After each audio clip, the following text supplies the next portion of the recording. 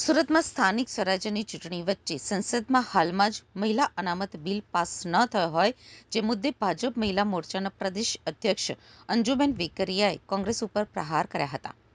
ગુજરાત પ્રદેશ મહિલા મોરચાના અધ્યક્ષ અંજુબેન વેકરિયાએ પ્રેસ કોન્ફરન્સ સંબોધી હતી અને કહ્યું હતું કે સંસદમાં નારી શક્તિ વંદન અધિનિયમના વિરોધને વખોડી કાઢ્યો હતો.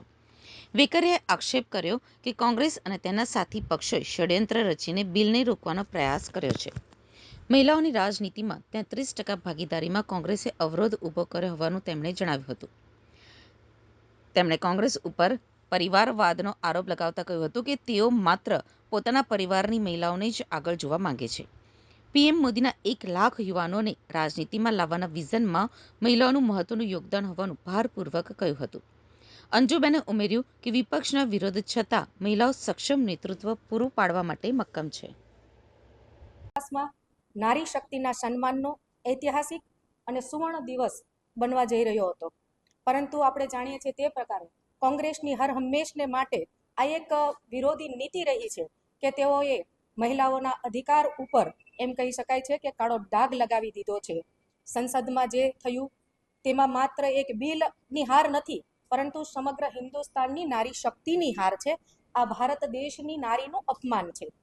દેશે સ્પષ્ટ જોઈ લીધું છે કે એક બાજુ ભાજપ અને એનડીની સરકાર છે જે સક્ષમ મહિલા નેતૃત્વ ઈચ્છે છે, અને બીજી તરફ કોંગ્રેસ અને તેના સાથી દળો કે જેઓ હંમેશા મહિલાઓને આગળ વધવા દેવા નથી માંગતા.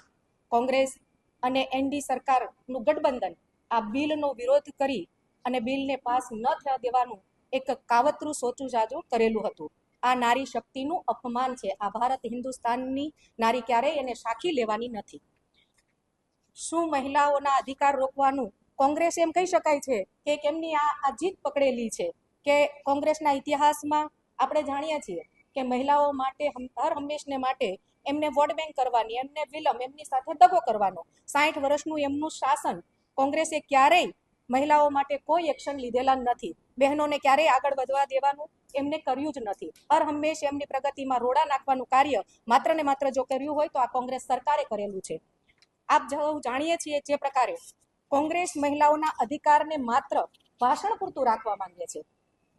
એમની નિર્ણય અને નીતિ શક્તિમાં આવે અને મહિલા નેતૃત્વ એક સક્ષમ ઊભું થાય એ કોંગ્રેસ ક્યારેય ઈચ્છતી નથી. જે રીતે કોંગ્રેસ ગઠબંધન કરીને ચાલી રહી છે, આ એવા સંજોગો ઊભા કર્યા, આ સોચી સાજી હતી. નહીતર તે દિવસે ભારતને એક સરસ મજાનું એમ કહી શકાય છે કે સારું મહિલા સશક્તિકરણનું નેતૃત્વ આ દેશના વડાપ્રધાન આદરણીય શ્રી નરેન્દ્રભાઈ આપવા જઈ રહ્યા હતા. એમાં માત્ર ને માત્ર જો કોઈ રોડા નાખ્યા હોય તો કોંગ્રેસ અને એમના સાથી પક્ષોએ નાખેલા છે. હકીકતમાં કોંગ્રેસને ડર છે કે સામાન્ય પરિવારમાંથી આવતી મહિલા સંસદમાં આવશે, એમના પરિવારની જે રાજનીતિ છે એ રાજનીતિને પડકારશે. સત્તા અમુક પક્ષો અમુક પરિવાર સુધી જ રહે, એ પક્ષ જ માત્ર ને માત્ર એવું ઈચ્છે છે કે મારા પરિવાર સુધી આ સત્તા રહે. અન્ય કોઈ સામાન્ય મહિલા, સામાન્ય વર્ગમાંથી આવતા યુવાનો આ નેતૃત્વ ના કરે એ માટેની એમની આ હર હંમેશને માટે આ બિલની વિરોધમાં રહેલી છે. હર હંમેશ મહિલાઓના વિરોધમાં તેઓએ રહેવાનું પસંદ કર્યું છે કે આ નેતૃત્વ મહિલાઓના હાથમાં ન જવું જોઈએ. આ એ જ કોંગ્રેસ છે કે જેને 370ની કલમનો વિરોધ કરેલો હતો, જેણે અયોધ્યામાં રામ મંદિરનું નિર્માણ થતું હતું તેનો વિરોધ કર્યો હતો. Surgical strike, air strike, operation સિંદૂર જેવા તમામ વિષયો ઉપર તેમણે હર હંમેશ વિરોધ કરવાના જ પ્રયત્ન કર્યા છે. CA ડબલ વિરોધ કર્યો છે, GSTનો તો હર હંમેશ વિરોધ કર્યો છે. જ્યારે દેશના વિકાસની વાત હોય, વિકાસના સંકલ્પો લેવાતા હોય ત્યારે હર હંમેશ કોંગ્રેસની આ નીતિ રહી છે કે એમાં વિરોધ કરવાનું અને કંઈક ને કંઈક એવું જૂઠાણું લઈ પ્રજાને ગેરમાર્ગે દોરવાનું કાર્ય હર હંમેશ કોંગ્રેસ કરી રહી છે. UCCનો વિરોધ તો તેઓ કરી રહ્યા છે.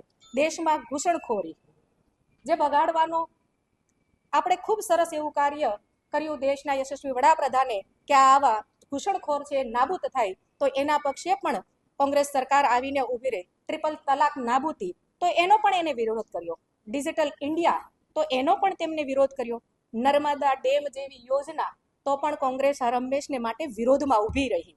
સ્ટેચ્યુ ઓફ યુનિટી, આજે લાખો લોકો સ્ટેચ્યુ ઓફ યુનિટીનો પ્રવાસ કરે છે, સરદાર વલ્લભભાઈ પટેલ સાહેબના જીવન ચરિત્રથી સૌ પરિચિત થાય છે, ત્યારે આના માટે પણ કોંગ્રેસ હર હંમેશને માટે વિરોધ કરતી રહી હતી. કોંગ્રેસની એક જ પેટર્ન છે કોઈ પણ રિફોર્મ આવે તો એ રિફોર્મમાં જૂઠાણું ગોતે છે અને પ્રજાને બીજા માર્ગે દોરવાનું કાર્ય આ કોંગ્રેસની સરકાર જ્યારે એના સત્તાના શાસન હતા, 60 વર્ષનું એમનું શાસન હતું, ત્યારે એ કરી રહી છે. ઇતિહાસ સાક્ષી છે કે કોંગ્રેસ હંમેશા નેગેટિવ રસ્તો પસંદ કર્યો છે. ભાજપ માટે નારી શક્તિને સશક્ત કરવાના વિષયોના સતત મુદ્દાઓ હર હંમેશને માટે ભારતીય જનતા પાર્ટી દેશના યશસ્વી વડાપ્રધાને મહિલા નેતૃત્વ કર્તવ્યમાંથી નેતૃત્વ અને વિધાનસભા લોકસભા આ ગૃહની અંદર બહેનો બેસે અને સારું નેતૃત્વ પૂરું પાડે એ માટેના દેશના યશસ્વી વડાપ્રધાનના પ્રયત્ન હતા. આ પ્રયત્ન આ નારી શક્તિના સપનાને ખનન કરવાનું જો એક કાર્ય કર્યું હોય તો માત્ર ને માત્ર કોંગ્રેસ અને તેમના સાથી દળોએ કરેલું છે. કોઈ પણ અધિકાર માટે ઊભું થાય તે ક્યારેય કોંગ્રેસ ઈચ્છતી નથી.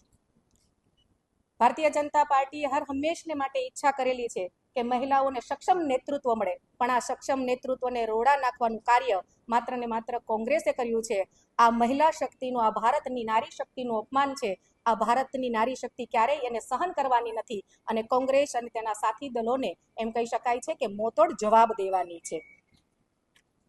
આપ સર્વને એટલું કહી શકાય છે કે મહિલા નેતૃત્વ દેશની 70 કરોડ આપણી જનભાગીદારી છે બહેનોની, અને ત્યારે એમાંથી સામાન્ય વર્ગમાંથી સક્ષમ નેતૃત્વ આવે, આ નેતૃત્વને રોકવાનું, એના સ્વપ્નાઓને, દેશના યુવાનો યુવતીઓના મહિલાઓના સ્વપ્નને જો કોઈ રોડવાનું કાર્ય કર્યું હોય તો માત્ર ને માત્ર આ કોંગ્રેસ અને તેમના સાથી દળોએ કર્યું છે.